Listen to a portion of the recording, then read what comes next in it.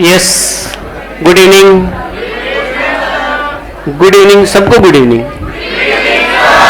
हाँ चलो शुक्र है। नमस्ते जी, नमस्ते, राम राम राम राम, राधे राधे। सुने हुए ध्यान से, आप लोग अपनी रफ नोटबुक निकाल लें एक बार। यस, लिखें आप।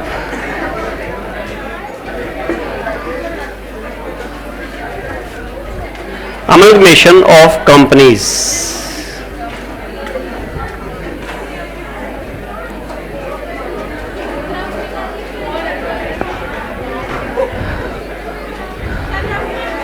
हाँ जी, हाँ जी, रफ नोटबुक में हेडिंग लिखे अमलगमेशन ऑफ कंपनीज। और सभी बच्चे चुप हो जाएंगे भाई। ऐसा है, जनरल लैंग्वेज में तो आप इसे कह सकते हैं कि सबसे मुश्किल चैप्टर है, लेकिन अगर आप खतरों के खिलाड़ी हैं तो सबसे मजेदार चैप्टर, इससे मजेदार चैप्टर नहीं है कोई भी। ठीक है, अगर जो वास्तव में अकाउंट्स पढ़ना चाहता है उसके लिए उन चैप्टर्स में से है जो मतलब बिल्कुल अच्छा एंजॉय करते हैं इसके अंदर। ठीक है, तो इसके बारे में कोई फोबिया खड़ा करने की जरूरत नहीं है, क्योंकि आपके सीनियर्स, आपके साथ वाले इसके बारे में फोबिया खड़ा करेंगे कि हाय तुम्हारा अमलगमेशन नहीं हो, अमलगमेशन हो जब देखियो बेरा लगेगा तो ना पता लगेगा तेरे को। ठीक है ना, इस तरह से तो ऐसा कुछ भी नहीं है भाई साहब। एकदम जबरदस्त मलाई जैसा चैप्टर है और एकदम स्मूथ ढंग से चलता है, बिल्कुल एकदम। कंटेंट क्लियर होने चाहिए, क्वेश्चन पढ़ना आना चाहिए। क्वेश्चन पढ़ने के मामले में हम कोई कंजूसी बरतते ही नहीं। कई बार क्वेश्चन पूरा दिन लगा देते हैं पढ़ने में, अगले दिन सॉल्यूशन करते हैं। तो इसलिए अपने लिए कोई चैलेंज नहीं है इस चैप्टर के अंदर बिल्कुल भी। ठीक है, और पूरी मस्ती के साथ करना है इस चैप्टर को। हाँ, काम दिया जाए वो सारा करना है, चाहे बेशक वो सोचने का काम नहीं क्यों ना हो कि भाई आपको फेयर में कुछ नहीं करके आना, रफ में कुछ नहीं करके आना, आपने सोच के आना है। तो सोच के भी आना है, यूं नहीं कि अच्छा ठीक है आज तो कोई काम नहीं दिया, सोचना है और अपने दिमाग ही नहीं है। ठीक है, तो ऐसा नहीं करना आपने। दिमाग चाहे उधारा लाना पड़ो बिल्कुल कहीं से, हायर परचेज सिस्टम पे लाना पड़ो, चाहे इंस्टॉलमेंट पे, कहीं से भी। ठीक है ना, हाँ जी। सुनो भाई, अमलगमेशन ऑफ कंपनीज का मतलब यह है,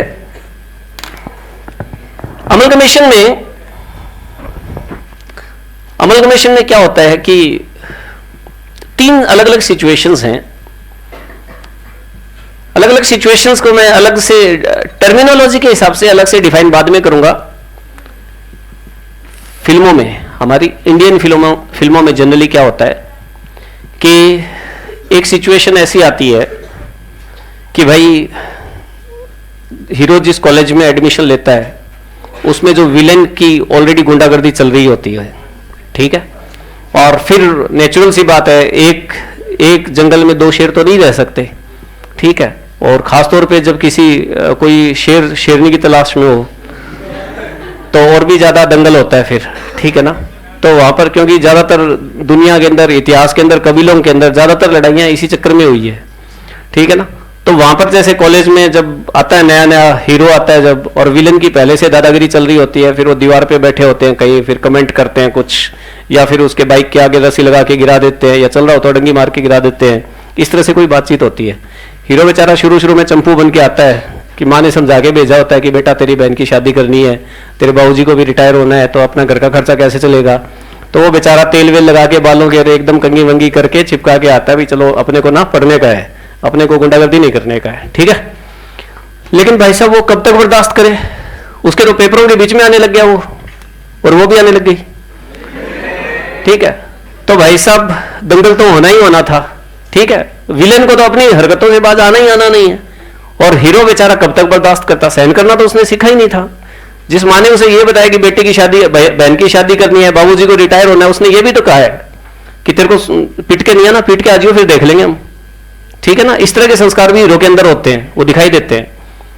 तो भाई साहब क्या होता है, फिर दंगल होता है, विलेन के साथ दंगल होता है, और उस दंगल में दोनों में से एक सिचुएशन होती है, या तो क्या होता है पूरी फिल्म में वो दंगल होता रहता है और लास्ट के अंदर विलेन को पुलिस पकड़ के ले जाती है। हमारी जो इंडियन मूवीज है, खासतौर पर पुरानी मूवीज है, ऐसी कोई फिल्म नहीं जिसके अंदर लास्ट के अंदर वो पुलिस ना आती हो।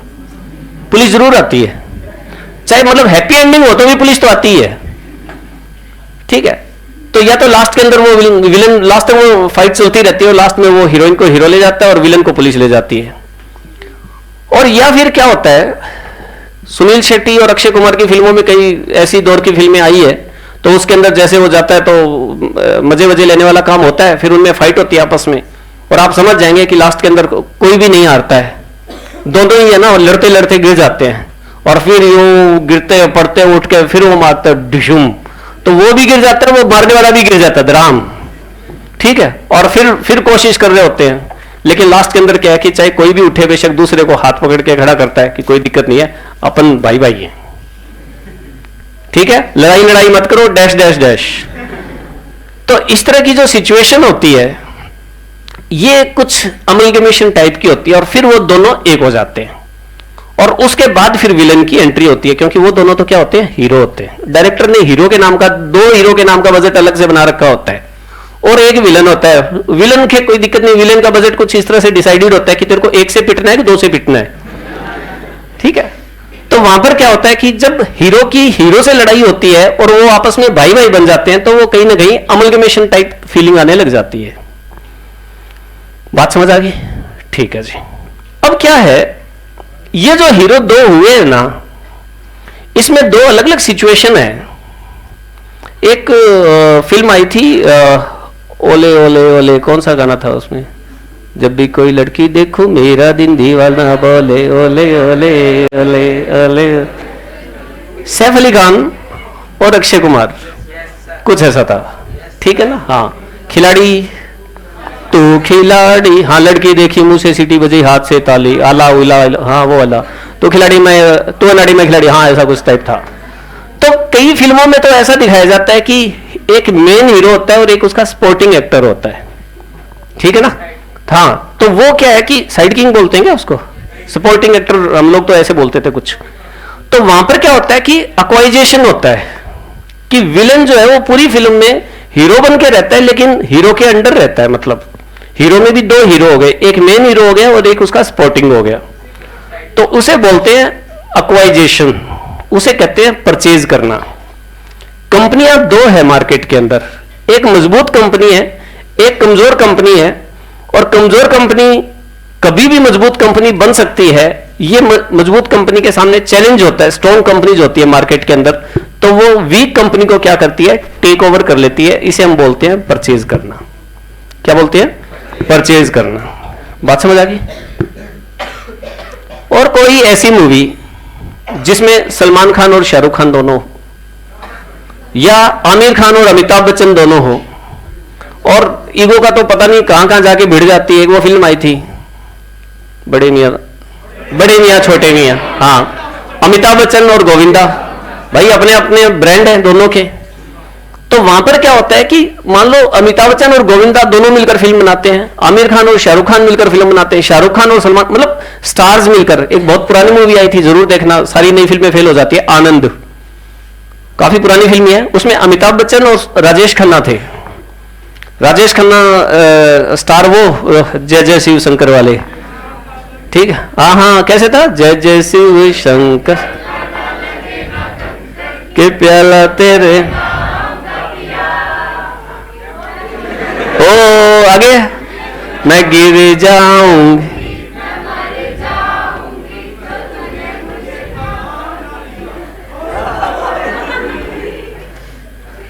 आगे, बंसी भैया की जय, ऐसे भी था। हाँ, तो क्या है, राजेश खन्ना अपने टाइम में सुपरस्टार थे, अमिताभ बच्चन भी अपने रास्ते में सुपरस्टार के रास्ते पे थे, और दोनों को मिलकर वो फिल्म बनाई गई थी आनंद, जो कि मतलब मील का पत्थर साबित हुई। उस तरह की फिल्म आज तक नहीं बनी। कभी टाइम लगे तो तुम देखना। बाबू मोशाय जो वर्ड था वो वही से, हाँ जी, ये काम हो जाए। बाढ़ जा रहे अमलगमेशन कौन है तू, है चल यहां से आ गया, ठीक है, आनंद।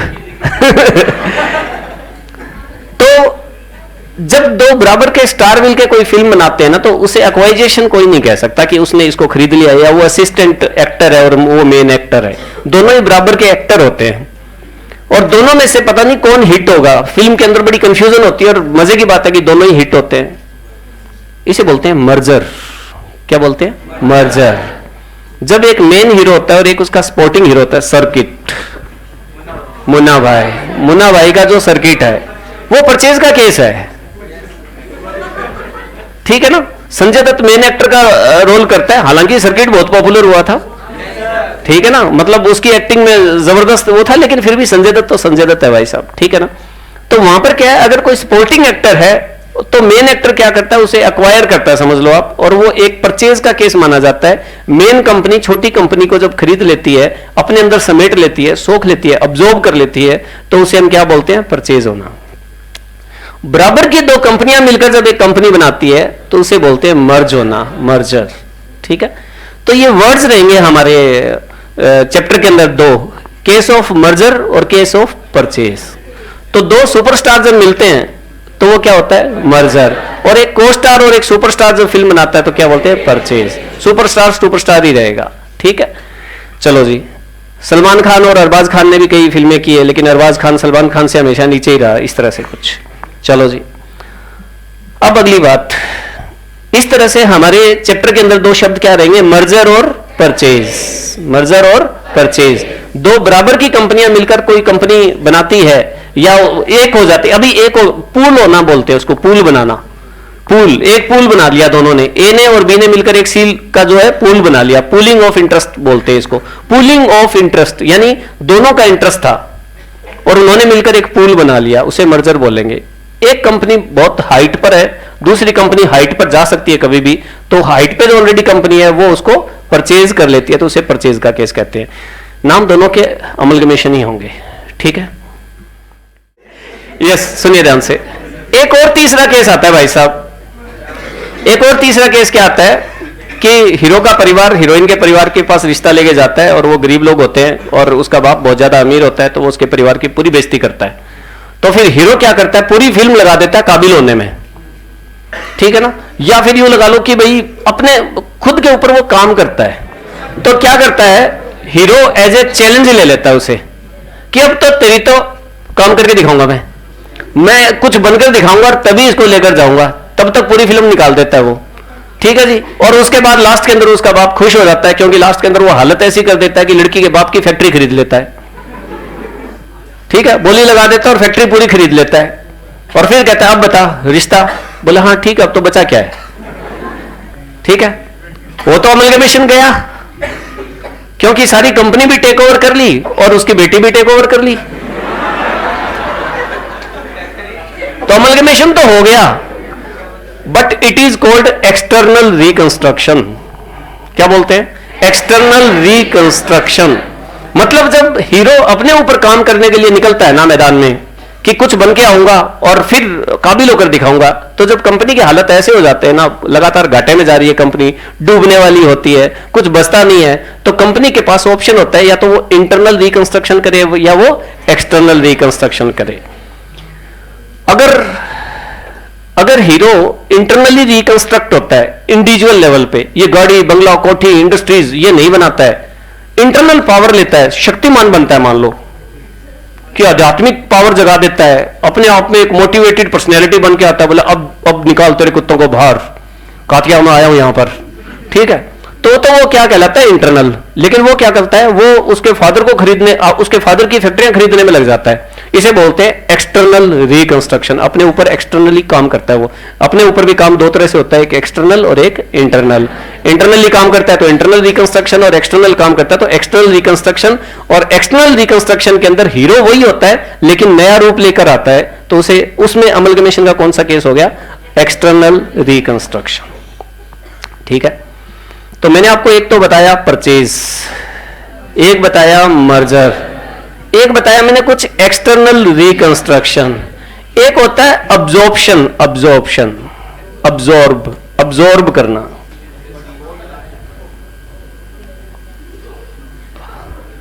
हाँ, इसको बोलते हैं सोखना। वो नहीं होता बचपन के अंदर यार, वो कॉटन को पानी में डालते थे, पानी खत्म हो जाता था और ओ माय गॉड ऐसे अब्जॉर्ब, भाई पानी गया कहां, समझ रहे हो। अब्जॉर्ब करना मतलब सोखना। एक्चुअली क्या है, अमलगमेशन अकाउंटिंग स्टैंडर्ड 14 है। हमारे जो अकाउंटिंग स्टैंडर्ड है उसमें से अकाउंटिंग स्टैंडर्ड 14, प्रैक्टिकल थ्योरेटिकल जो भी है वो सारा इसी के अंदर ही है हमारा, ठीक है ना। और आपके सिलेबस के अंदर अकाउंटिंग स्टैंडर्ड 14 है। तो ये चैप्टर कह लो या अकाउंटिंग स्टैंडर्ड हम पढ़ रहे हैं उसे कह लो, वो एक ही बात है। स्टार्टिंग के पैराग्राफ के अंदर ऐसी कुछ बातें बताई गई है जो मैंने आपको फिल्मी स्टाइल में समझाया कि भाई फिल्मों में क्या होता है, एक हीरो ने दूसरी हीरो को टेक ओवर कर लिया और उसे असिस्टेंट रख लिया, उसको सर्किट कह दो या कोई और नाम दे दो, ठीक है। एक आपका उसे अब्जॉर्प्शन कहते हैं, हम अब्जॉर्ब कर गया, एक हीरो दूसरे हीरो को खा गया, एक तरह से उसकी हाइट कम कर दी उसने, ठीक है जी। एक हो गया कि दोनों मिल गए, ठीक है। एक हो गया, इसे मर्जर बोल दिया हमने। एक हीरो जाकर और काम करता है, एक्सटर्नली रिकंस्ट्रक्ट करता है और फिर उस कंपनी को टेक ओवर कर लेता है, उसे हम एक्सटर्नल रिकंस्ट्रक्शन कहते हैं। समझ गए आप? तो ये तो सारी बातें इसके अंदर थी। आज मैं थ्योरेटिकल पार्ट ही ज्यादा करवा रहा हूं, बस कॉपियां तो इसलिए खुलवा ली मैंने कि कुछ लिखने का वैसे ही मन हो तो अपन लिख लेंगे, ठीक है ना। Amalgamation refers to the process of merger of two और मोर कंपनीज। अच्छा, कहता है ये मर्जर है दो या दो से ज्यादा कंपनियों का। मतलब हमने तो एक हीरो, एक असिस्टेंट हीरो, दो सुपरस्टार इस तरह से बात की है। ये कह रहा है कि ये ज्यादा लोग भी हो सकते हैं। कंपनियों की बात करें तो ये ज्यादा लोग हो सकते हैं, अकाउंटिंग स्टैंडर्ड की बात करें तो। इनटू ए सिंगल एंटिटी, दो या दो से ज्यादा कंपनियां मिलकर या तो एक बन जाती है या where one company takes over the other by outright purchase. Therefore the term amalgamation contemplates two kind of activities. क्या? टू और more company join to form a new company. दो या दो से ज्यादा कंपनियां मिलकर या तो एक नई कंपनी बन जाती है, एक नई कंपनी बन जाती है। ध्यान रखें, चाहे दो कंपनी हो तो भी एक बनेगी, दो से ज्यादा हो तो भी एक बनेगी। या absorption and blending of one by the other, या तो एक दूसरे को क्या कर जाएगी? अब्जॉर्ब कर जाएगी, और या फिर उनके उसके अंदर क्या होगा? दोनों का ब्लेंडिंग हो जाएगा, मिक्सर हो जाएगा। बात समझ आ रही है? ठीक है। अच्छा जी, उसके बाद अगर हम बात करें इन अमलगमेशन, इसको छोड़ दो बेशक, इसका कोई रोल नहीं है। In amalgamation we have generally two companies called vendor और ट्रांसफरर कंपनी एंड वेंडी और ट्रांसफ्री कंपनी। ये थोड़ा सा कंफ्यूज करेगा बार बार जब हम पूरा चैप्टर करेंगे, तो इसको हम थोड़ा सा फनी बना लेते हैं कि दो कंपनियां मार्केट के अंदर है। एक कंपनी एग्जिस्टेंस में रहेगी और एक कंपनी जाएगी, डिसॉल्व होएगी, या दोनों कंपनियां डिसॉल्व होएगी और एक कंपनी बन जाएगी। मतलब सीधी सीधी सी बात है, जो कंपनी एग्जिस्टेंस में रहेगी वो फ्रीली मार्केट में घूमेगी, और कोई है भाई? इसको तो खा गया मैं। तो ट्रांसफ्री, ठीक है ना। जो कंपनी मार्केट के अंदर फ्रीली घूम रही है ना, आजाद है, और उसके ऊपर कोई बाउंडेशन नहीं है और वो किसी को भी खा सकती है, वो ट्रांसफ्री। और जो पता ही नहीं चलता उड़ जाती है, फुर, तो हमारे लिए ट्रांसफरर कोई चीज नहीं है, क्योंकि ये बार बार कंफ्यूज करेगा ये वर्ड। तो आप ट्रांसफरर को ट्रांसफुर ही समझे, स्पेलिंग सेम लिखना। कहीं वो आप निखिल सर की तरह वो बोलोगे टर टर फुर फुर, ठीक है, ट्रांसफुर कंपनी, ठीक है, ऐसा नहीं लिखना आपने, ठीक है ना। तो आपने क्या करना है, दो कंपनियों के नाम रखने हैं, एक ट्रांसफ्री और एक ट्रांस। हाँ, जो कंपनी उड़ जाती है ना, जिसका एग्जिस्टेंस नहीं रहता, वो होती है कौन सी? Transferor company. और जो मार्केट के अंदर अभी भी एग्जिस्ट करती है और कहता है भाई वो तो उड़ा दी मैंने, और कोई है, तो ट्रांसफ्री, ठीक है जी। तो ये कहता है जो फुर हुई है ना, वो फ्री में फुर नहीं हुई है, पैसे लेके फुर हुई है, तो इसलिए उसको वेंडर कंपनी भी बोला जाता है। बात समझ आ रही? जो फ्री में घूम रही है ना मार्केट के अंदर, वो फ्री में नहीं घूम रही, पैसे दिए उसने, तो ये कौन सी है? Wendy company. तो ट्रांसफर और ट्रांसफरी ही इसके क्लासिकल नेम है, वेंडर और वेंडी तो बाद में आए हैं, तो आप इसको किसी तरीके से याद रख सकते हैं। इन सब के नोट्स भी हम बनाना स्टार्ट कर देंगे, लेकिन एक बार तो हम थोड़ा सा इसका इंट्रोडक्शन पार्ट पे अच्छे से करते हैं। Let us understand the concept through the following examples. ध्यान से सुनना, और जो मैंने एग्जांपल दिए थे फिल्मों के वो देखना जरा आप। एग्जांपल 1 कहता है जी, मैं आपको अमलगमेशन समझाने जा रहा हूं। Company A and company B amalgamate to form company C. Company A and company B are called transfer companies and company C is called as the transferee company. This strategy is also called as amalgamation. ठीक है जी। नहीं, अब merger वगैरह के चक्कर में मत पड़ो, अभी मैं आगे और बात करूंगा आपसे, ठीक है ना। थोड़ी थोड़ी इंट्रोडक्टरी पार्ट पे वो ठीक था, थोड़ा और गहरे में जाएंगे हम। एक बार वो टॉपिक को कनेक्ट करने के लिए था, ए कंपनी और बी कंपनी, इन दोनों ने मिलकर, ए ने कहा ना तेरा नाम ना मेरा नाम, दोनों का नाम सी कंपनी रख देते हैं और उसे हम क्या बोलते हैं जी, अमलगमेशन। ठीक है जी, ओके। एग्जाम्पल 2 कहता है जी मैं आपको यह बताने जा रहा हूं कि किसी को कोई अब्जॉर्ब कैसे कर जाता है, किसी को कोई खा कैसे जाता है। ठीक है, अभी पिछले टाइम में तो कोई स्टार इस तरह से आ नहीं रहा, सारे ही एक तरह की उसमें चल रहे हैं।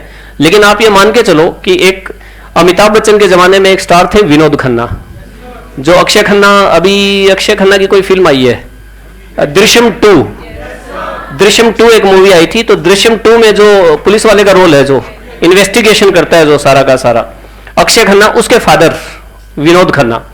और विनोद खन्ना उस टाइम 1975-80 के आसपास जब अमिताभ बच्चन अपनी बुलंदी पर थे, तब उनके टक्कर के कलाकार थे वो, और उनके साथ काफी फिल्में भी बनाई उन्होंने। लेकिन भाई साहब, अमिताभ बच्चन का स्टारडम इतना जबरदस्त था कि वो विनोद खन्ना को खा गया उस टाइम। खैर, विनोद खन्ना की अपनी भी एक्टिविटीज थी, कुछ उनकी प्रॉब्लम्स थी, वो स्पिरिचुअल उसके अंदर भी चले गए थे, तो वो भी कारण रहे। लेकिन भाई साहब, उस टाइम अमिताभ बच्चन के सामने कोई टिक नहीं रहा था। आप यूं समझो कि राजेश खन्ना भी इसी के शिकार हुए कहीं ना कहीं। आप जब राजेश खन्ना की फिल्में देखोगे तो जबरदस्त एक्टिंग है। अमिताभ बच्चन की एक्टिंग जो है वो एक फ्लैट सी एक्टिंग मिलेगी आपको हर जगह, मतलब ज्यादातर फिल्मों के अंदर एक जैसी सी मिलेगी, साला हाँ क्या बात है, तो इस तरह से। लेकिन राजेश खन्ना के अलग अलग स्टाइल मिल जाएंगे, वेरिएशंस आपको राजेश खन्ना में ज्यादा मिलेंगे। लेकिन भाई साहब, अमिताभ बच्चन जी राजेश खन्ना को, विनोद खन्ना को अब्जॉर्ब कर गए, निगल गए, खा गए। देखो, company A is taken over by company B, यानी purchased. Company A is called transferor and company B is transferee, this is called absorption. Absorb, absorb का मतलब होता है सोखना, और सोखे का कौन, जो पावरफुल होगा, और सोखा कौन जाएगा, जो कमजोर होगा। बात समझ आ गई? ठीक है। एग्जाम्पल 3 है, company A has been suffering from losses for past 5 years। Hero गरीबी से लड़ रहा है बहुत पहले से टाइम से, मोटिवेशन नहीं मिल रहा था, तो a new company B is floated to the take over the existing company A. Here company, अब देखो, company A has been suffering from losses for past 5 years, a new company B is floated to take over the existing company A. Here company A is the transfer company and company B is the transferee company. This strategy is termed as external reconstruction. भाई साहब, आप यूं मानकर चलो कि hero ने ना अपना पुराना रूप मार ही दिया था और नए रूप में सामने आया था वो। एक आप रेखा की एक मूवी है खून भरी मांग, खून भरी मांग एक मूवी है, उसके अंदर रेखा के ससुराल वाले ना, तो उसके ससुराल वाले, रेखा के ससुराल वाले उसको मगरमच्छ के मुंह में डाल देते हैं और उसका चेहरा सारा खराब हो जाता है और काफी तंग करते हैं वो। तो फिर उसके बाद क्या करती है, सर्जरी वगैरह करवा के और नए स्टाइल में घोड़े पर बैठ के आती है हंटर लेके, और फिर देखती है सबको। तो उसने अपना क्या किया, एक्सटर्नल रिकंस्ट्रक्शन किया। थी रेखा ही, लेकिन वो रिकंस्ट्रक्ट करके आई, उसने अपना पुराना वजूद मिटा ही दिया। ठीक है ना। तो जब एक कंपनी अपना पुराना वजूद खत्म कर देती है और नया वजूद खड़ा कर देती है, तो उसे हम क्या बोलते हैं, एक्सटर्नल रिकंस्ट्रक्शन। बात समझ आ गई आपको? ठीक है, चलो। The concept of the examples, इसने ये थ्योरेटिकल पार्ट है और थ्योरी प्रैक्टिकल कोई भरोसा नहीं है। ये क्वेश्चन अकाउंटिंग स्टैंडर्ड का ही है। अकाउंटिंग स्टैंडर्ड 14 में आ सकता है कि अमलगमेशन, अब्जॉर्प्शन और एक्सटर्नल रिकंस्ट्रक्शन को डिफाइन कीजिए आप। कोई बड़ी बात नहीं है, ये आप मर्जर, परचेज, एंट्री, इन्वेंट्री सब रह जाएगा। 2-2 घंटे का क्वेश्चन होगा, हम करेंगे क्लास के अंदर, और मजेदार क्वेश्चन होंगे। लेकिन भाई साहब ये पूछ सकता है वो। ठीक है जी। इसमें क्या हुआ, अमलगमेशन में क्या हुआ था, 2 or more companies are wound up. Wound up का मतलब बंद होती है और एक न्यू कंपनी फॉर्म की जाती है to take over their business. 2 या 2 से ज्यादा कंपनियां। इन दिस केस अब्जॉर्प्शन में क्या होता है, an existing company takes over, निकल जाती है the business of 1 or more existing companies. यहां शुरू में कितनी होती है, 2 या 2 से ज्यादा, सारी की सारी बंद होती है। ए भी बंद होती है, बी भी बंद होती है, सी भी बंद होती है, और सारी मिलकर a new company D is formed. इसे क्या बोलते हैं हम? अमलगमेशन. अब्जॉर्प्शन, एक एग्जिस्टिंग कंपनी खुद बंद नहीं होती, वो क्या करती है? दूसरी एक या एक से ज्यादा कंपनियों को निगल जाती है, उसे हम क्या बोलते हैं? अब्जॉर्प्शन. ठीक है जी. External reconstruction, in this company newly formed company takes over the business of an existing company. होता कुछ नहीं, पुरानी कंपनी का नया रूप होता है.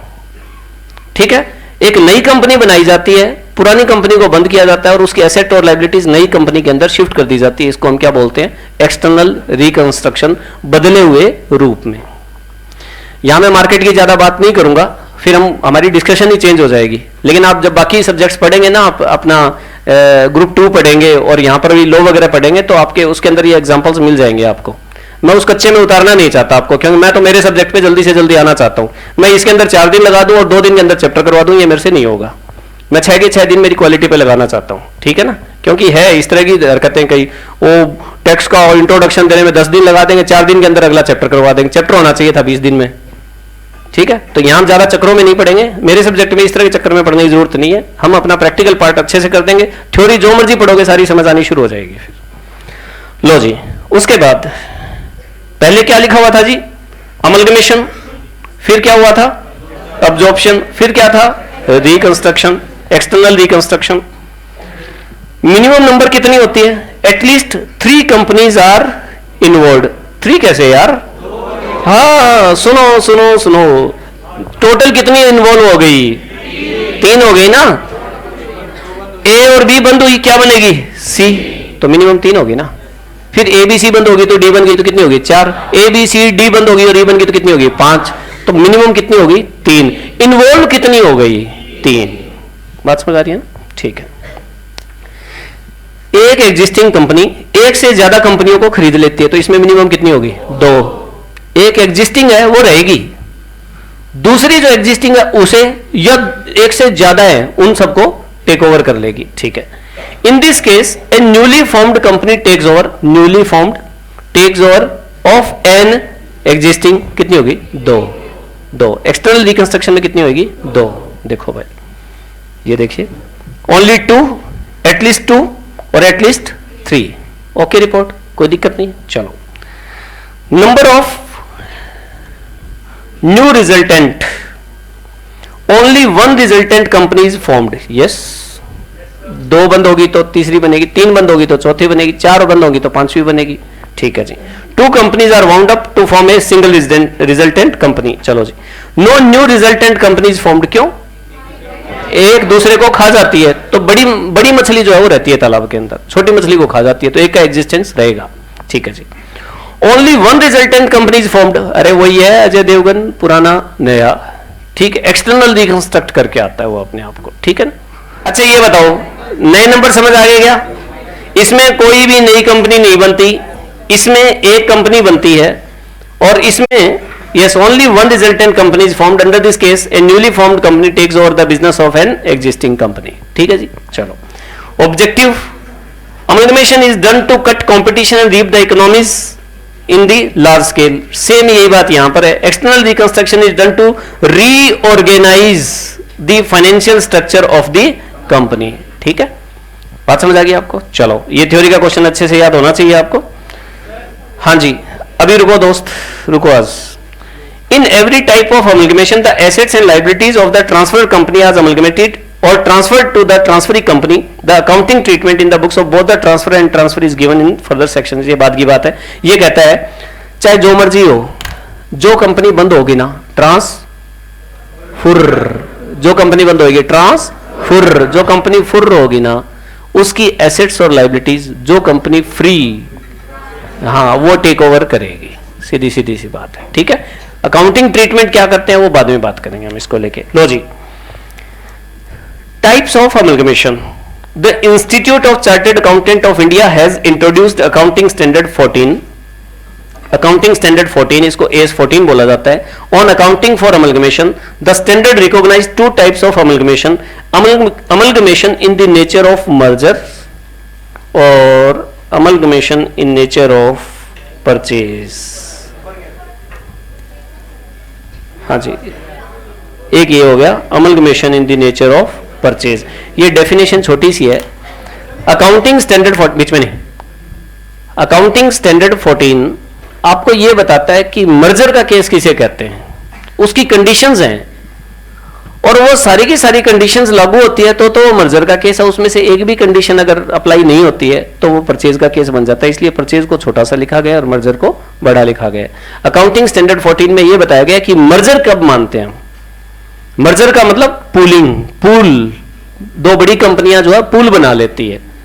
और फिर क्या है परचेज। अब सुनो, अब उनको भूल जाना है अपने को। अमलगमेशन, अब्जॉर्प्शन और एक्सटर्नल रिकंस्ट्रक्शन, ये टर्मिनोलॉजी थी, लेकिन उन तीनों की टर्मिनोलॉजी से दो टर्म्स निकलेंगी, मर्जर और परचेज।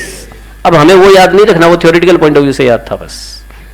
अब हमें याद रखना है कि जो भी केस आएगा हमारे क्वेश्चंस के अंदर वो मर्जर का है या परचेज का है, और अकाउंटिंग ट्रीटमेंट उसी हिसाब से मर्जर या परचेज की होगी।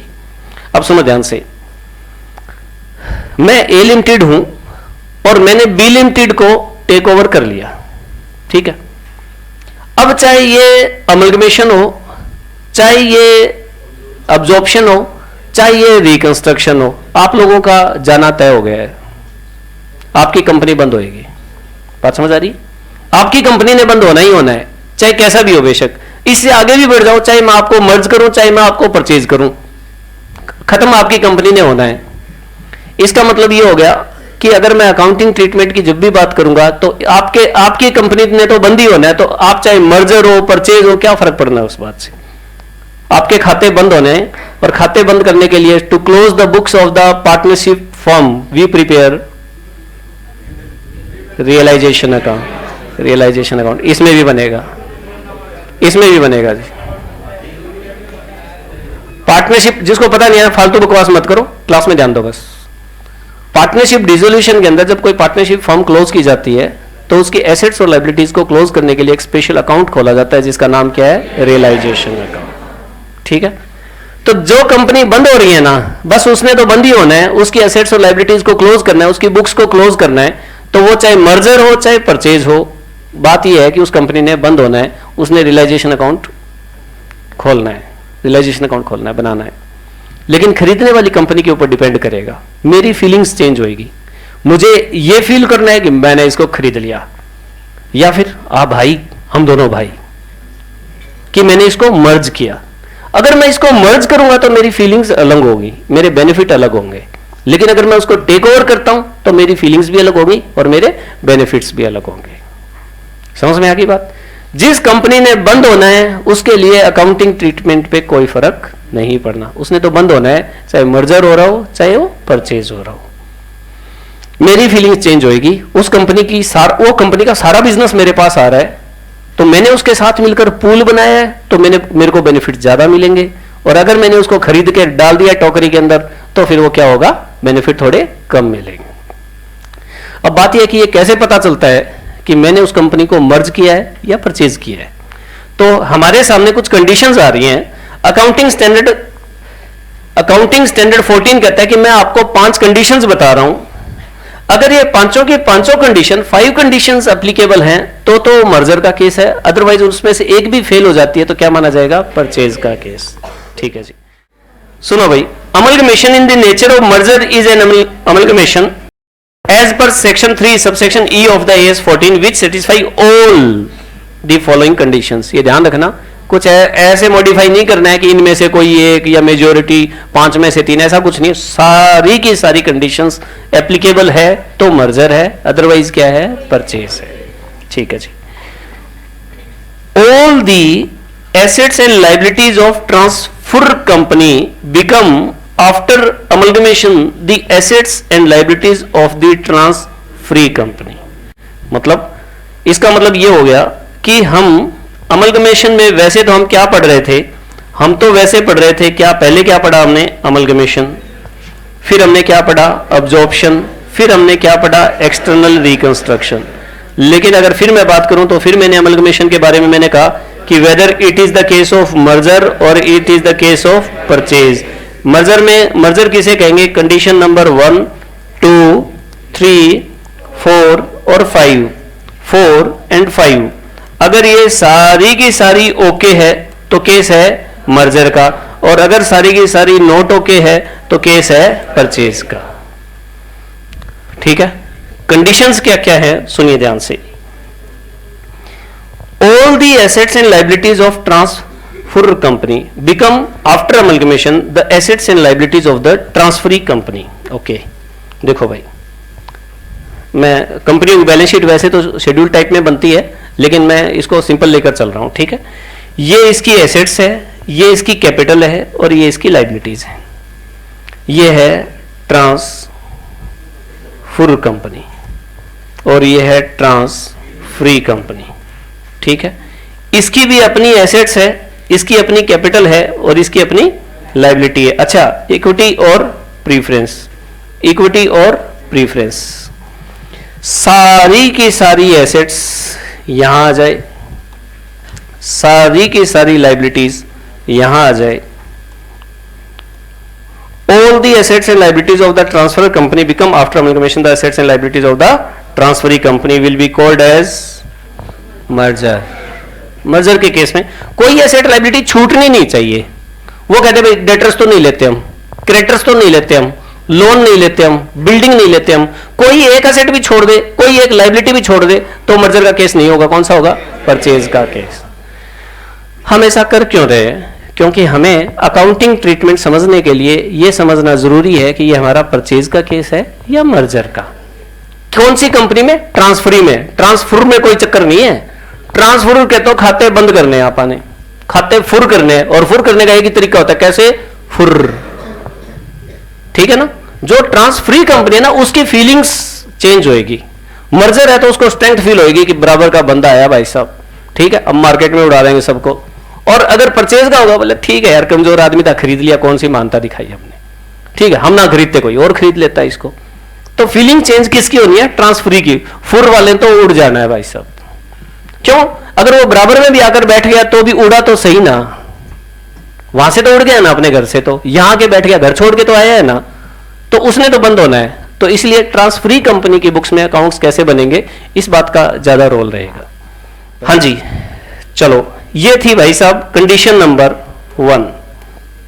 ठीक है, कंडीशन नंबर 2, अकाउंटिंग स्टैंडर्ड 14 के अकॉर्डिंग मर्जर का केस कब माना जाता है, उसकी 5 कंडीशन है। फर्स्ट कंडीशन हमने डिस्कस कर ली। Second, share holders holding not less than 90% of the face value of the equity shares, ध्यान रखना, equity shares of the transfer company.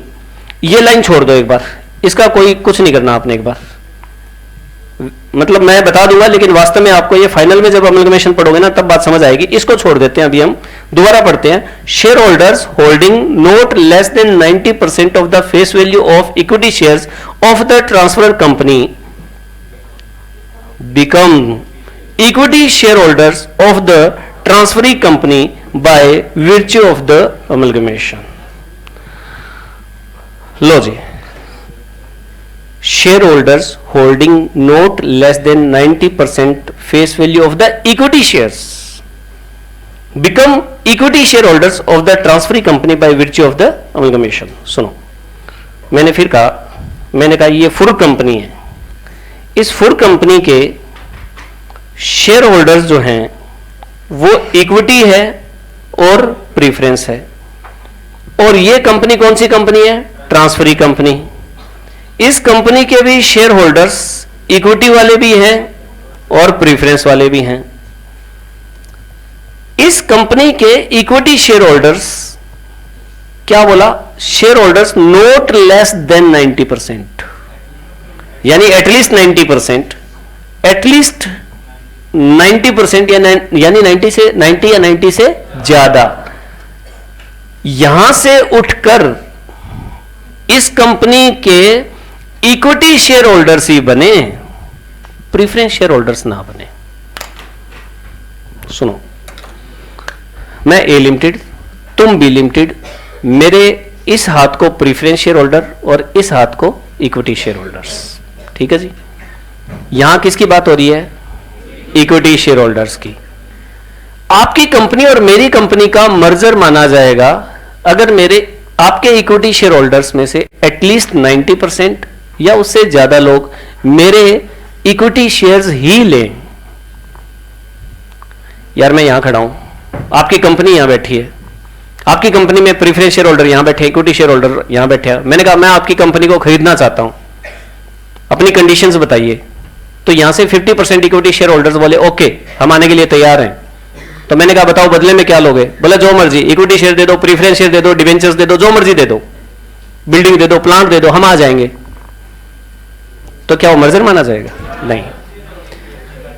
इस कंपनी के इक्विटी शेयर होल्डर बोले हम आपकी कंपनी में आने के लिए तैयार हैं, लेकिन हम आपके यहां इक्विटी है तो वहां भी इक्विटी ही बन के रहेंगे, लेकिन 50% ही तैयार हुए तो नहीं माना जाएगा। एटलीस्ट कितने लोग? यहां के 90% लोग बोले हम आपके यहां आने को तैयार हैं, और वहां हमारा वजूद किस चीज का था? इक्विटी शेयर होल्डर का। आपके यहां भी इक्विटी शेयर होल्डर्स ही बन के रहेंगे, यानी हमें अपने इक्विटी शेयर्स के बदले में इक्विटी शेयर्स ही चाहिए। क्योंकि एक शब्द आएगा परचेज कंसिडरेशन। क्या आएगा? Purchase consideration. परचेज कंसिडरेशन क्या होता है? जो प्रीफरेंस शेयर होल्डर और इक्विटी शेयर होल्डर्स को दिया जाएगा उसको क्लब करके जो बनता है उसे बोलते हैं परचेज कंसिडरेशन। ध्यान रखना, किसको दिया जाएगा?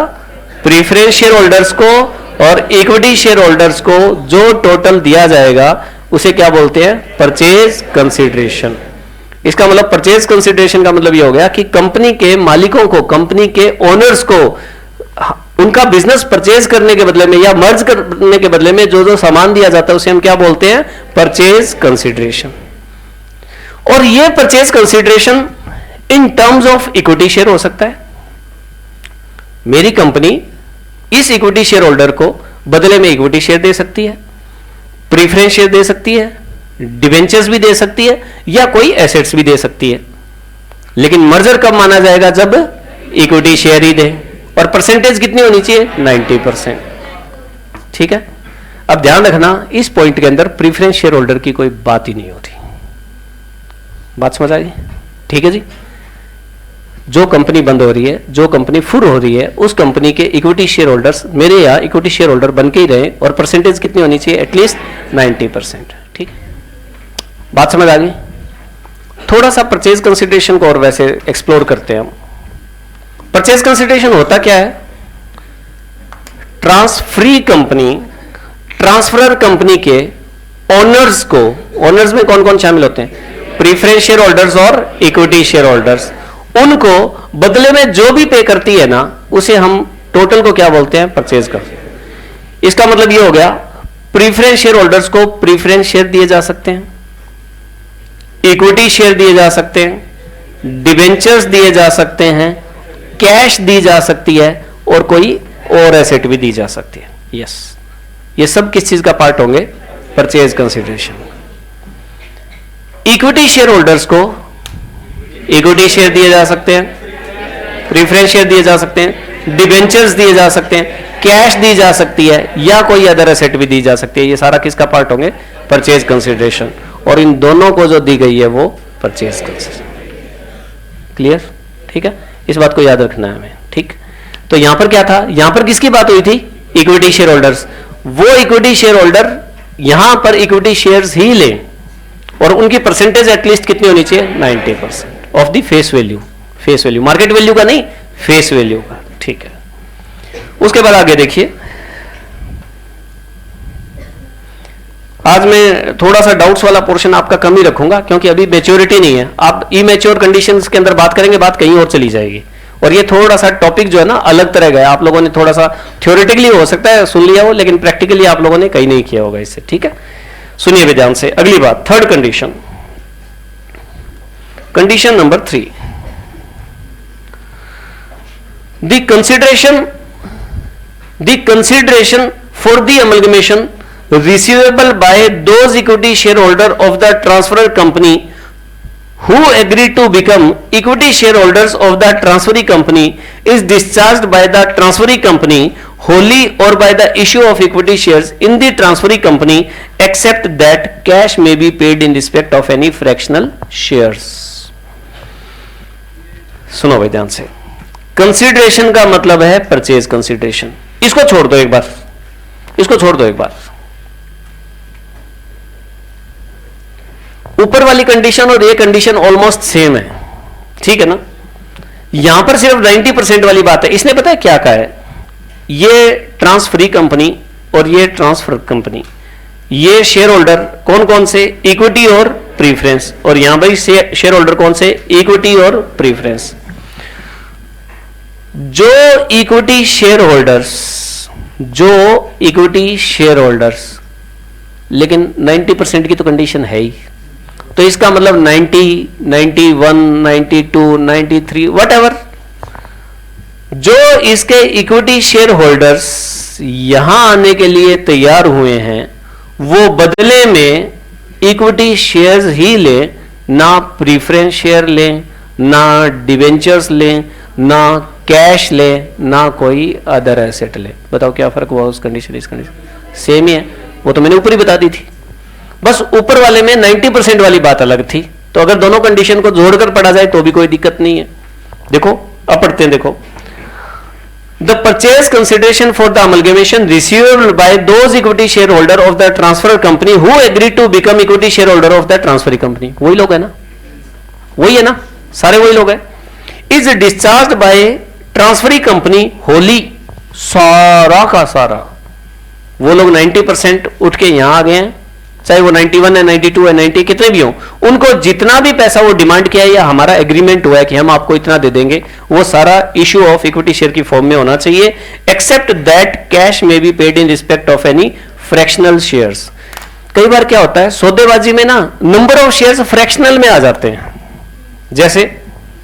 जैसे कुछ ऐसा हुआ, मान लीजिए इसके इक्विटी शेयर्स थे 9000, इसके इक्विटी शेयर्स थे 9000, तो भाई इस कंपनी के साथ यह सौदा हुआ कि आप अपने 3 शेयर छोड़कर आओ, आप अपने 3 शेयर छोड़कर आओ और हम अपना 1 शेयर आपको दे देंगे।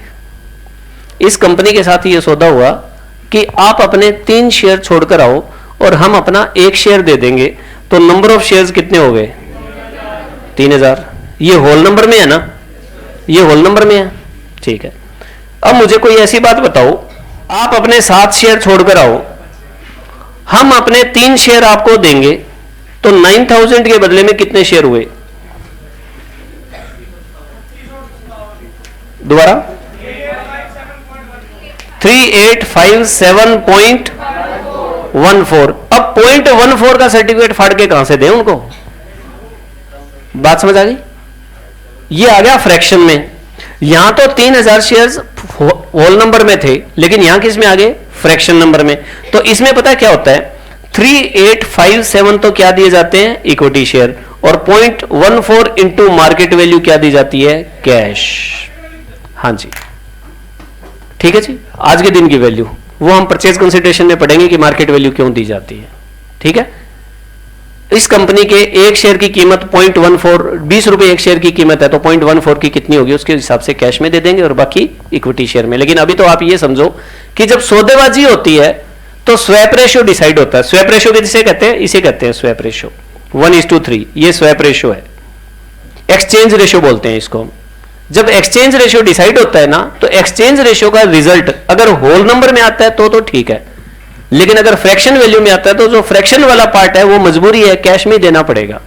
लेकिन रूल ये है, वो equity share holders transfer company के वो इक्विटी शेयर होल्डर्स जो कि कितने होने चाहिए? मिनिमम 90। ट्रांसफरी कंपनी में आकर क्या बने? इक्विटी शेयर होल्डर, यानी बदले में वो क्या ले? इक्विटी शेयर्स ही ले। बात समझ आ गई? ठीक है जी, चलो। तो ये दोनों पॉइंट्स ऑलमोस्ट सेम है, बस एक 90% वाली बात अलग थी। लो जी, आगे क्या है? Fourth condition. द बिजनेस, सुनिए ध्यान से, the business of the transfer company is intended to be carried on after the amalgamation by the transferee company. मतलब क्या हुआ, कई बार क्या होता है, कुछ घाघ कंपनियां है ना, कुछ चालाक कंपनियां, ठीक है, वो क्या करती है? दूसरी कंपनियों को खरीद के खत्म कर देती है, ठीक है। तो वो तो क्या हो गया, परचेज का केस हो गया भाई साहब। और कुछ कंपनियां वो दूसरी कंपनी को इसलिए खरीदती है कि हम 1 और 1 11 हो जाएंगे। भाई सीधी सीधी सी बात है कि उसको अक्वायर करने के पीछे इंटेंशन क्या है, 1 और 1 1 या 1 और 1 11। अगर 1 और 1 1 ही है और 1 और 1 11 है तो merger.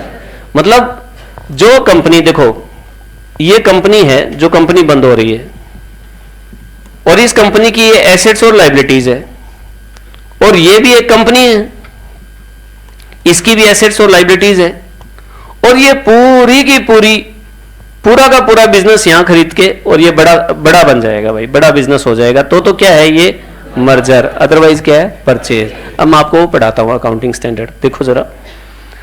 The business of the transfer company is intended to be, intended मतलब intention, to be carried on after the amalgamation by the transferee company. कहता है अमलगमेशन के बाद उसकी इंटेंशन क्या होनी चाहिए, उसे चलाने की होनी चाहिए, उसे खत्म करने की नहीं होनी चाहिए, तो मर्जर माना जाएगा, अदरवाइज क्या माना जाएगा, परचेज।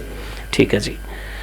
उसके बाद ये कंडीशन फर्स्ट के साथ जुड़ जाएगी, कैसे, नो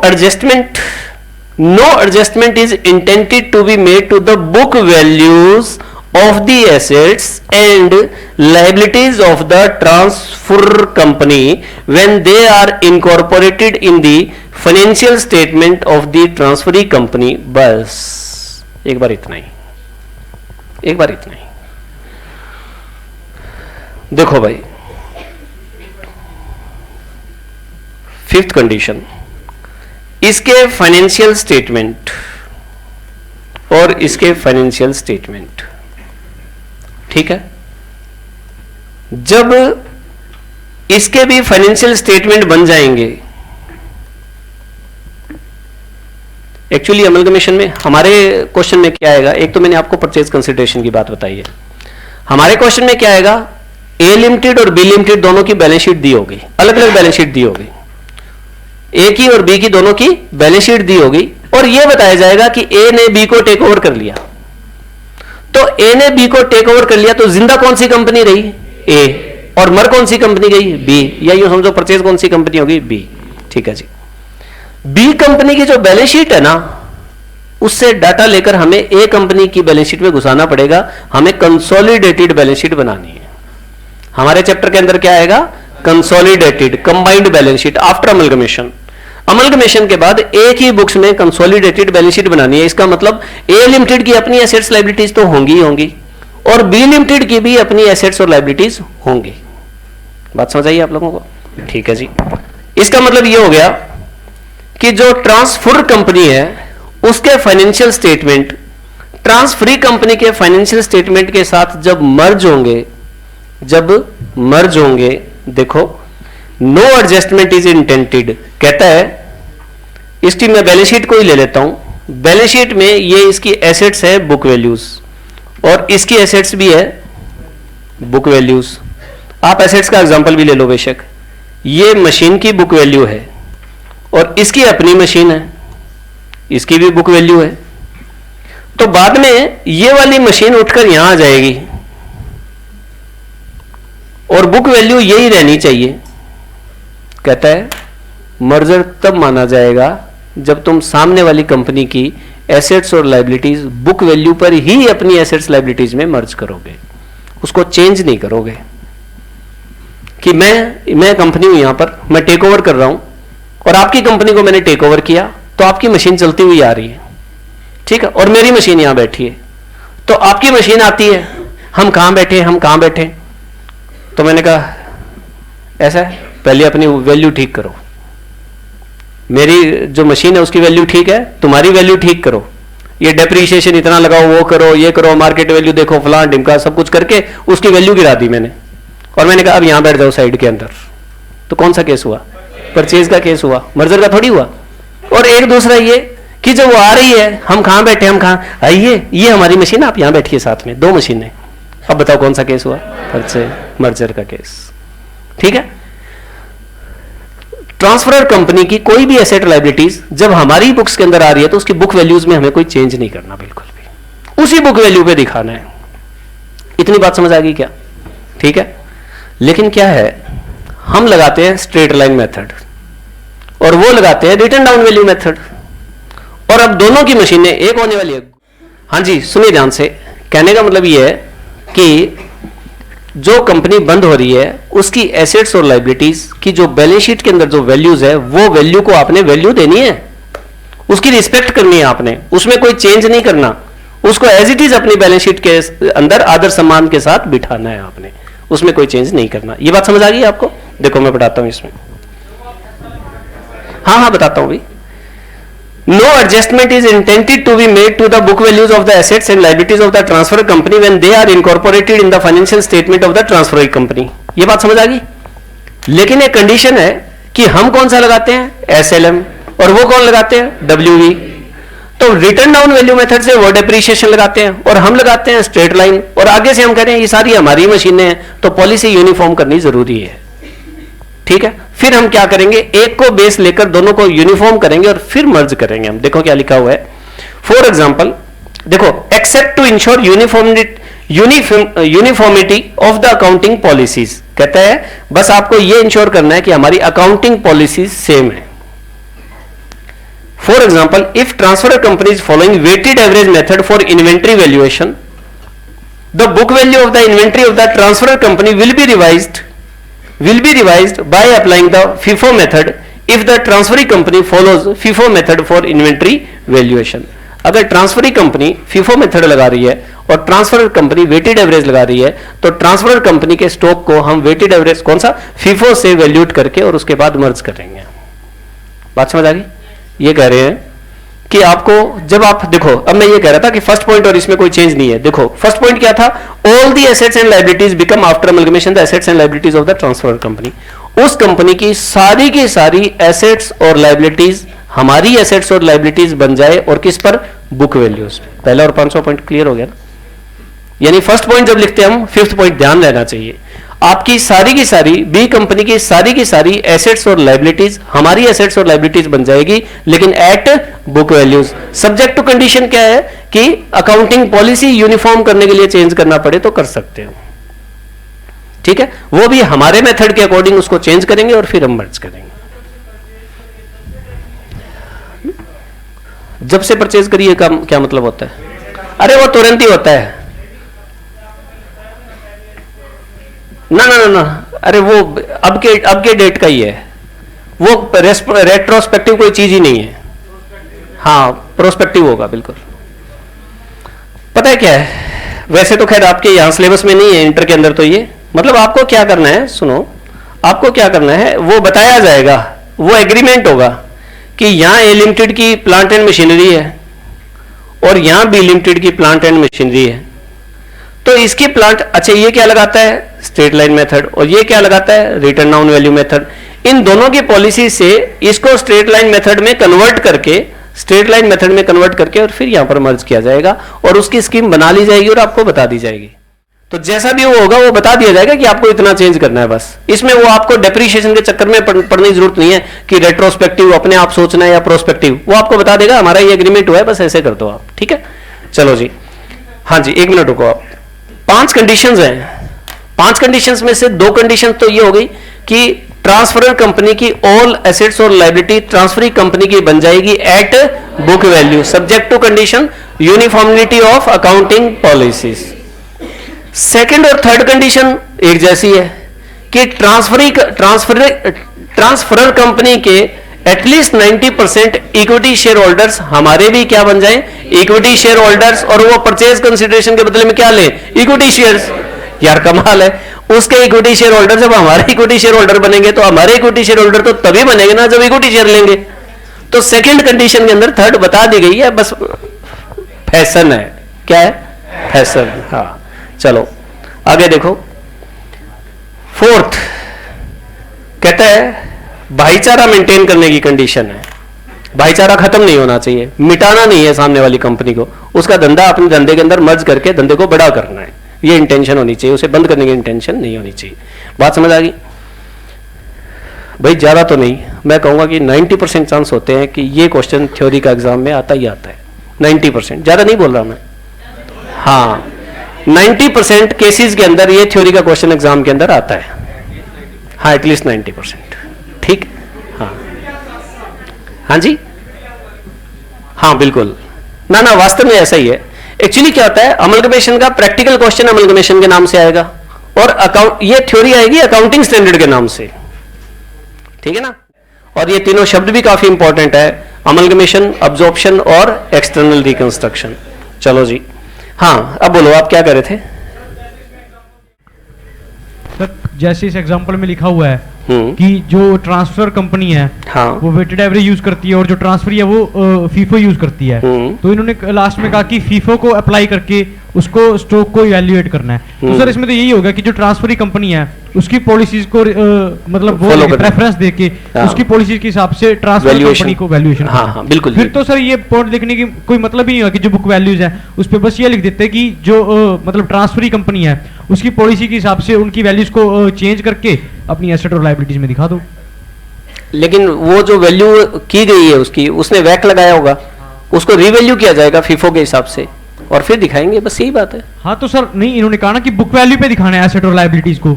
लेकिन अगर अकाउंटिंग पॉलिसीज अलग अलग यूज हो रही है, हाँ, तो सिमिलर बनाकर फिर मर्ज करना है। तो सर मैं ऐसे ही कह रहा हूँ ना कि जहाँ पे तो सिमिलर है अकाउंटिंग पॉलिसी, फिर तो ये बात आती है कि हाँ, बुक वैल्यू पे दिखाएंगे। हाँ, तो मतलब बिन बात की लिख रखी है एक तरह से, कह सकते हैं। तो अगले ने भी तो फिर बाद में लिखा है यार, ये वाली बात शुरू में थोड़ी लिखी है। ये देखो, एक्सेप्ट टू इंश्योर, पहले तो सिंपल भाषा ही बोल रहा था, ये बाद में लिखा ना इसने, ठीक है। चलो यस, ये डिफरेंस है भाई in nature of merger and nature of purchase. देखना जरा, कंडीशन क्या थी, इफ एनी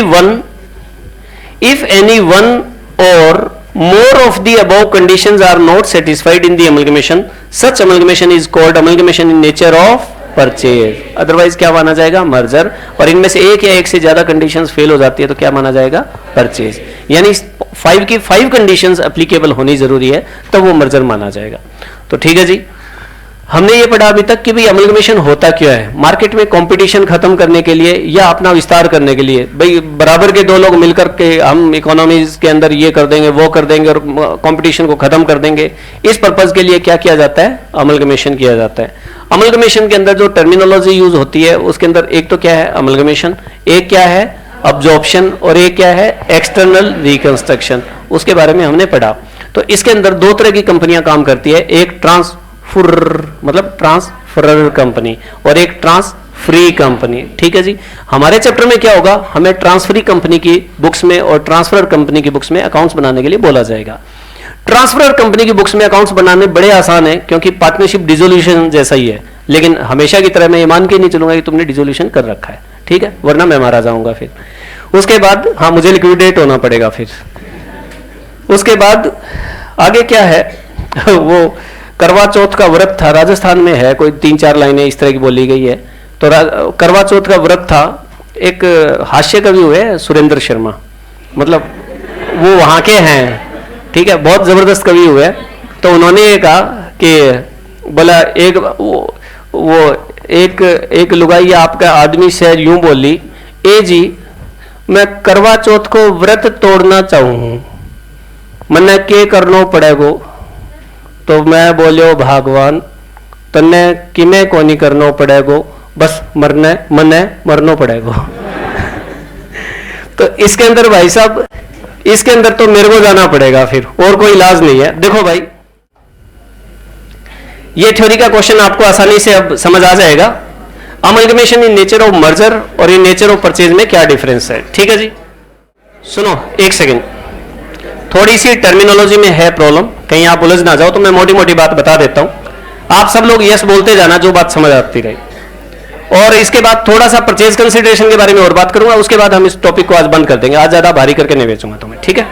चलो जी, हाँ इतने में सुनो भाई, मर्जर में क्या कर रहा है, transfer of assets and liabilities, there is transfer of all, there need not be transfer all. Purchase में सारी एसेट्स लायबिलिटीज लेनी जरूरी नहीं है, लेकिन मर्जर में सारी लेनी पड़ती है। ठीक है जी, आगे देखिए, share holders of the transfer, equity share holder holding 90% equity share in transfer company become share holders of the transferee company. Equity share holder need not become equity share holder, become share holders of the transfer company. मैंने क्या बोला था आपको equity share holders की payment equity share में भी की जा सकती है, प्रीफरेंस में भी की जा सकती है, डिबेंचर्स में भी की जा सकती है, कैश में भी की जा सकती है, अदर एसेट्स में भी की जा सकती है। तो ऐसा कुछ कंडीशन नहीं है परचेज के केस में, ठीक है जी। Purchase consideration is discharge wholly और by issue of equity shares of the transferring company except cash only for fractional shares. Yes yes, purchase consideration need not be discharge wholly by issue of equity share. Yes yes, okay. Same business क्या हुआ? The same business of the transfer company is intended to be carried on by the transferring company. Yes, the business of the transfer company need not be intended to be carried on by the transferring company. Yes, okay. Recording of assets and liabilities at book value, ये दो, हाँ, ये carrying amounts है। The assets and liabilities taken और are recorded at their existing carrying amount. Carrying amount का मतलब भी book value ही होता है, बस ये ध्यान रखना, ठीक है जी। Except where adjustment is required to ensure uniformity of the accounting policy. Yes, the assets and liabilities taken or are recorded at their existing carrying amount or the basis of their fair values. मर्जी है भाई, या तो इस पे fair value पे या फिर carrying amount पे, दोनों में से किसी में हो सकती है। Method of accounting, हाँ, ये हमारे काम की बात है। Journal entries for recording the merger are passed by pooling of interest method. इसमें अकाउंटिंग ट्रीटमेंट कौन सा लगाएंगे? Pooling of interest method. Journal entries for the recording the purchase of business are passed by purchase method. यानी हमारे accounting treatment के कितने method होंगे? दो। एक कौन सा? परचेज मेथड, एक पूलिंग ऑफ इंटरेस्ट मेथड। वही लोगों का अपना इंटरेस्ट था तो इन्होंने पूल बना लिया तो मर्जर हो गया। एक में यह था कि वो बेचारी कमजोर कंपनी थी, इसने उसे टेक ओवर कर लिया तो परचेज कर लिया, ठीक है जी। भाई साहब वेरी वेरी इंपॉर्टेंट, अरे नहीं, बातें सारी बता रखी है अब। हाँ जी, वेरी वेरी इंपॉर्टेंट पता है क्या है? सुनिए, हमारे एग्जाम के अंदर जो क्वेश्चंस पूछे जाते हैं उसकी 3 वैरायटी है। कितनी है? 3। Number 1 calculate purchase consideration. Number 1 calculate purchase consideration. अगर मैं ये कहूं कि क्वेश्चन के 3 हिस्से कर लें हम, एक क्वेश्चन अगर 20 मार्क्स का है, अगर एक क्वेश्चन 20 मार्क्स का है तो 5 मार्क्स का परचेज कंसिडरेशन, 5 मार्क्स का परचेज कंसिडरेशन, 8 मार्क्स का बुक्स ऑफ ट्रांसफरर कंपनी और 7 मार्क्स का बुक्स ऑफ, सॉरी उल्टा कर लो इसको, 7 और 8 क्योंकि इसमें बैलेंस शीट भी पूछी जाती है, और 8 मार्क्स का ट्रांसफ्री कंपनी। इस तरह से ये 20 मार्क्स का क्वेश्चन पूछा जाता है। फॉर एग्जांपल लिया मैंने, ये हो सकता है 16 आ जाए, हो सकता है 10 आ जाए, इसी रेशियो में कम हो जाएगा ये।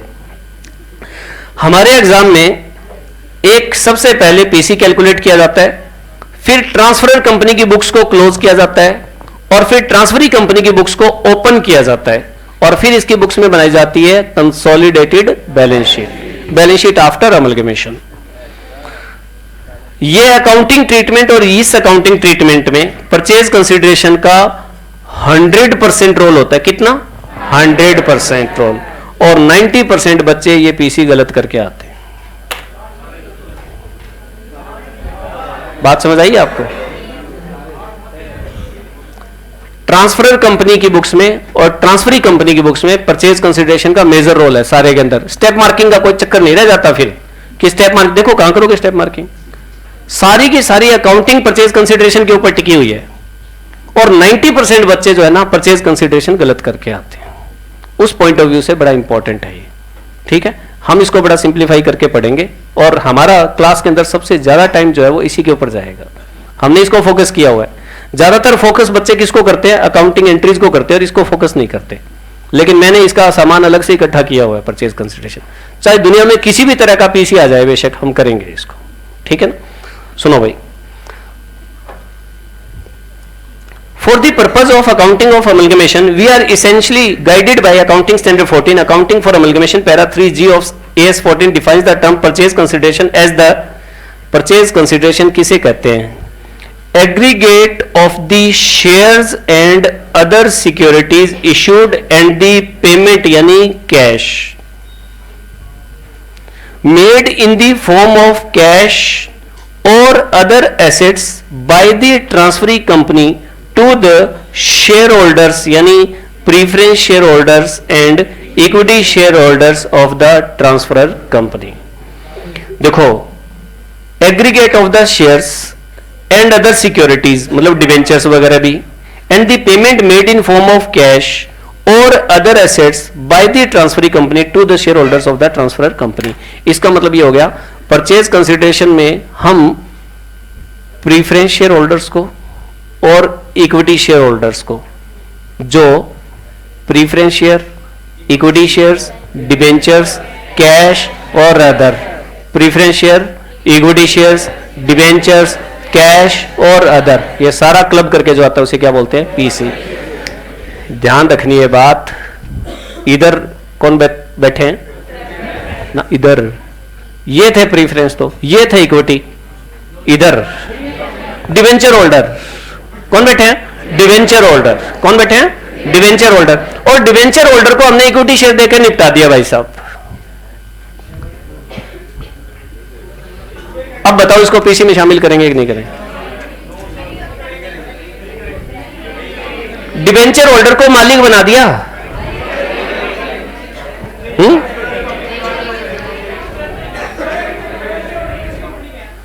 डिवेंचर होल्डर, अरे ट्रांसफरी के ही, तुम्हारे ट्रांसफरर के ये प्रेफरेंस, ये इक्विटी, तो डिवेंचर किसके बोल रहा हूं मैं? ट्रांसफरर के।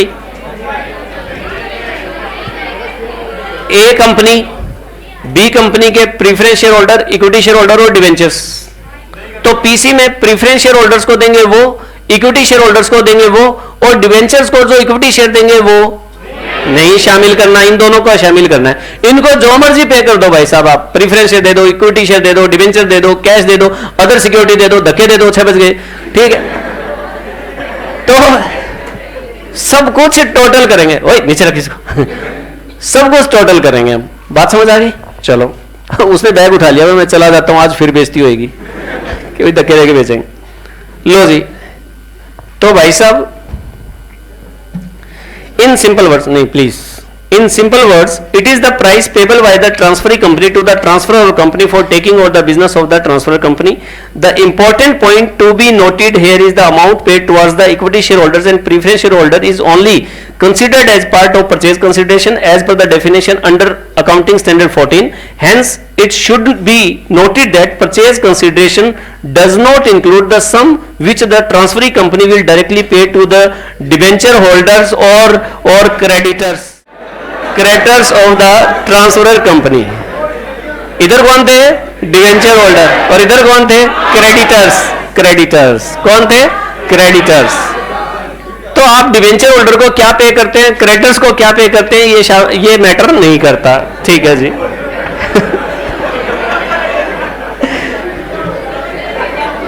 आवाज नहीं, बस शांत सुनो, ये बात इंपॉर्टेंट है, आवाज नहीं। If a certain liability of the transfer company has not been taken over by the transferee company, it will be discharge by the transfer company. अच्छा, ये जो मैंने कैरेक्टर खींचे थे अभी, ठीक है, मैंने इनको खरीदा ही नहीं, ये बी लिमिटेड के कैरेक्टर थे, ये मैंने इनको टेक ओवर ही नहीं किया। मैंने कहा हाँ जी इक्विटी शेयर होल्डर आ जाओ, प्रीफरेंस शेयर होल्डर आ जाओ, डिवेंचर होल्डर आ जाओ, क्रेडिटर्स वहीं बैठे रहो। क्रेडिटर्स को मैंने परचेज ही नहीं किया। अब वो छापा किसके पाएंगे? ट्रांसफरर के ना। भाई साहब कहां जा रहे हो? बोले वहां जा रहे हैं हम तो, नई कंपनी में, मेरे पैसे दे दो, है ना, खुरते पड़ेंगे ना उनके वो, ठीक है। तो इसकी पेमेंट कौन पे करेगा? ट्रांसफरर। तो वो क्या करेगी? अपने क्रेडिटर्स टू बैंक पे करके और अपना फिर आएंगे। भाई जो एसेट्स लायबिलिटीज नहीं लेंगी वो कंपनी, उसे बेचेगी और पे कौन करेगी? Transferor company. समझ में आ रही है बात? चलो उसके बाद बिल्कुल लास्ट बात, परचेज कंसिडरेशन कैलकुलेट करने के 4 मेथड हैं, और मजे की बात यह है कि एक ही मेथड है। हाँ, जब हम प्रैक्टिकल क्वेश्चन करेंगे तो घूमी करके हम एक ही जगह आ जाएंगे, ठीक है। सुनिए भाई, एक तो होता है लमसम मेथड। लमसम मेथड में क्या होता है? A lump sum fixed amount to share holders of the transfer company. क्या हुआ? प्रीफरेंस शेयर होल्डर और इक्विटी शेयर होल्डर, मैं एक बैग रुपए ले आऊंगा और मैं कहूंगा ये लो तुम्हारे, कंपनी मेरी। लमसम मेथड, ठीक है जी। दूसरा, net payment method. Under this method, the transferee company makes individual payments to the equity shareholders and preference shareholders either by way of cash, issue of shares and debentures. अब सुनो, यहां क्या था, मेरे और आपके बीच में एक बंदा होता है जिसका नाम होता है लिक्विडेटर। कौन होता है? लिक्विडेटर। लिक्विडेटर का काम आपकी कंपनी को बंद करना है, ठीक है, और मेरे साथ नेगोशिएशन करने का काम है कि वो कंपनी में यूं बंद करवा दूंगा, बताओ कितने पैसे दोगे, ठीक है। इसके लिए लिक्विडेशन एक्सपेंसेस भी आते हैं। तो ये काम कौन करता है? लिक्विडेटर, समापक। समापन कौन करेगा? लिक्विडेटर। एक तो ये होता है कि वो ना प्रीफरेंस शेयर होल्डर और इक्विटी शेयर होल्डर को बीच में आने ही नहीं देता। वो मेरे से बात करेगा, हाँ जी 50 करोड़ लो पकड़ो, वो अपने आप बांटता रहेगा प्रीफरेंस इक्विटी के अंदर। तो ये कौन सी पेमेंट हुई? Lump sum payment. मतलब मुझे आपसे कोई मतलब नहीं है, लिक्विडेटर से मैंने माथापच्ची कर ली, नेगोशिएशन कर लिया, एक अमाउंट फिक्स कर ली, वो उसको दे दी। अब आप लोग अपने घर में बैठकर बांटते रहो जो जिसको जैसे बांटना है। इसमें क्या होता है, इसमें मैं आपको फेस करता हूं, सब लोगों को। मैं प्रीफरेंस शेयर होल्डर्स को सेट करता हूं लिक्विडेटर के साथ मिलकर। मैं आपको इतने इक्विटी शेयर दे दूंगा, मान जाओ, तुम कहे ना। मैंने कहा मैं इतने प्रीफरेंस दे दूंगा, इतने इक्विटी दे दूंगा, इतने डिबेंचर, तुम कहोगे ना। फिर मैं कहूंगा preference share, equity share, debenture, cash भी दे दूंगा, तुम बोले हाँ, सेट हो गए।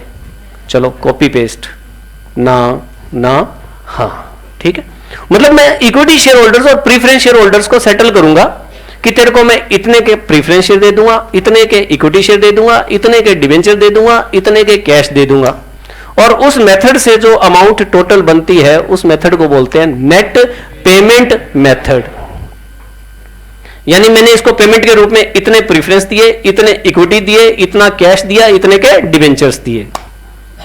एक तो यूं हो गया ना, मैंने एक लमसम अमाउंट दे दी, बांट लो भाई, वो तुम्हारा इंटरनल मैटर है कि किसको कितना मिलेगा।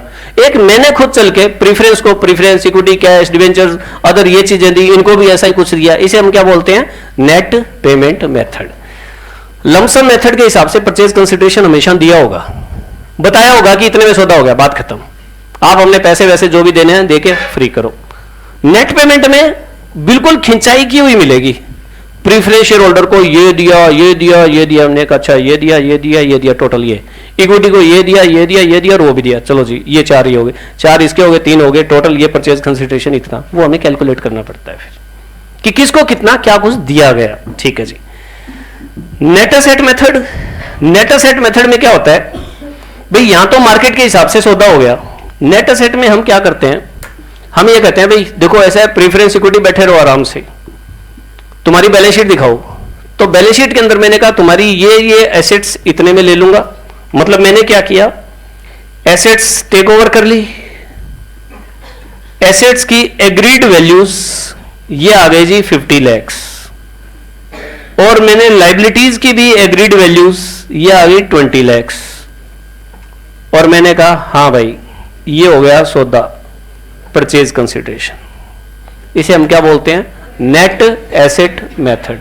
पहला क्या था, लमसम मेथड, उसमें टोटल अमाउंट दी होगी क्वेश्चन में, आपका झगड़ा ही खत्म। भाई 90% बच्चे गलत क्यों करते हैं पीसी, इसी वजह से करते हैं, ये झगड़े हैं इसके अंदर। तो पहले में क्या होगा, लमसम अमाउंट दी होगी, दूसरे के अंदर ये बताया होगा प्रीफरेंस को ये दिया गया, इक्विटी को ये दिया गया, फिर हम टोटल मारेंगे। थर्ड में ये कहेगा जितने उसकी नेट एसेट बनती है ना उतने दे दिए, फिर हम वर्किंग नोट बनाएंगे कि बिल्डिंग इतने मिली, प्लांट इतने मिलिया, डेटर्स इतने मिलिया, स्टॉक इतने मिलिया, क्रेडिटर्स इतने मिलिया, लोन इतने मिलिया, फिर माइनस करके जो वैल्यू आएगी उसे हम नेट एसेट कहेंगे भाई ये। अच्छा उससे आगे भी दुनिया चलेगी, फिर वो कहेगा इसमें से इतने प्रीफरेंस शेयर दिए, इसमें इतने इक्विटी शेयर दिए, इतने के डिवेंचर दिए, और बाकी क्या बचा वो कैश। झगड़ा तो वहीं आ गया। तो इसलिए मैं कह रहा था कि है एक ही लेकिन 4 बताए जाएंगे। चलो जी, एक लास्ट वन, इंट्रिंसिक वैल्यू या share exchange method. Intrinsic value या शेयर एक्सचेंज मेथड मतलब ये है ट्रांसफर और ये है ट्रांसफ्री। इसके 10,000 इक्विटी शेयर है, 10 का 1 का कितने हो गए 1 लाख। इसके 5,000 इक्विटी शेयर है और 10 का 1 का कितने हो गए 50,000। ठीक है जी। अब क्या हुआ, इन्होंने ये कहा इसकी वैल्यू आप मार्केट वैल्यू कह दो, इंट्रिंसिक वैल्यू के चक्कर में अभी नहीं पड़ते, मैं क्वेश्चन करवाऊंगा जब बताऊंगा आपको। कहता है इसके एक शेयर की मार्केट वैल्यू है 15 और इसके एक शेयर की मार्केट वैल्यू है 25। ठीक है जी। वैसे इंट्रिंसिक का मतलब होता है आंतरिक मूल्य, इंटरनल वैल्यू, और एक होती है एक्सट्रिंसिक वैल्यू, वो होती है मार्केट वैल्यू, मार्केट में जो चलती है, तो वो वैल्यूज होती है, लेकिन ज्यादा चक्कर में मत पड़ो, इसको मार्केट वैल्यू मान के चलो एक बार। ठीक है, इसका मतलब ये हुआ ट्रांसफरी कंपनी ने ट्रांसफर कंपनी को एक ऑफर दिया कि तुम्हारे 15 रुपए वाले शेयर के बदले में हमारे 25 रुपए वाले शेयर ले लो भाई साहब। ठीक है, तुम्हारे 15 वाले शेयर्स के बदले में हमारे 25 वाले शेयर्स ले लो आप। तो उसने कहा अच्छा, इसका मतलब मेरी वैल्यू बनती है 10,000 इक्विटी शेयर इंटू ₹15। इसका मतलब इसकी वैल्यू कितनी बनती है 1,50,000, और उसको वो निपटाना चाहती है 25-25 रुपए वाले शेयर्स में। तो नंबर ऑफ शेयर्स कितने हो गए 6,000 equity shares in B limited at the rate of 10 each ₹4.25। तब हम इसमें आते हैं, इसे बोलते हैं हम कौन सा, इंट्रिंसिक वैल्यू मेथड। ठीक है जी। मुझे ये काम इसी स्टेज पर लाकर छोड़ना था कि जब बातें समझ आनी थोड़ी सी कम हो जाए।